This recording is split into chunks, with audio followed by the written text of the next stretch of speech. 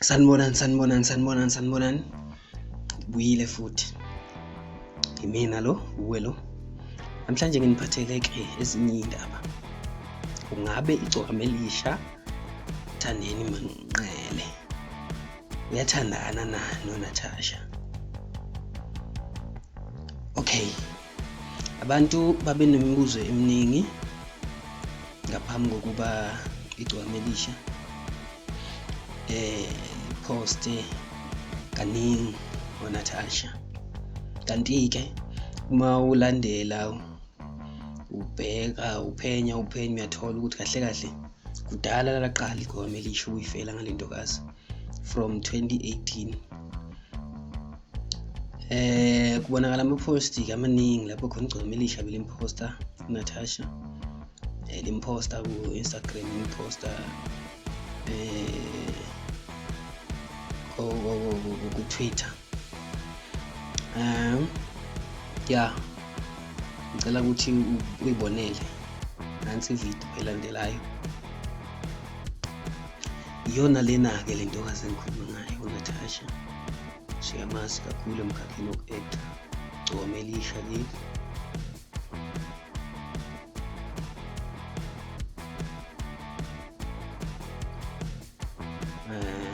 Singazi-ke ukuthi mhlawumbe wena mbukeli wacabanga okay, nayi post yokuqala ku Twitter, igcokama elisha likhala ngevoice kaNatasha, your voice, yes Natasha.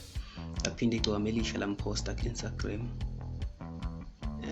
uNatasha lo yamposta but langabhala i-caption. Singazi kahle kahle ukuthi kuqhubakalani. Kwase kuba nomlandeli obhala ukuthi uyabona igcokama elisha liyazithandela lentokazi futhi izenzisa. Manye ama-comment lawo abalandeli igcokama, yonke ama-comment abalandeli umculo kamaskandi bayamthanda impela inkinga isingisi, kanti lezi zingane zithanda o-dark and tall. Okay, umbono yabalandeli nawo.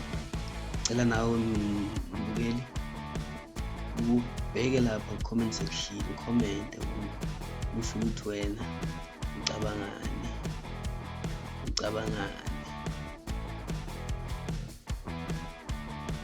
Ngoba igcokama ngazi ukuthi liyayifela impela ngalentokazi.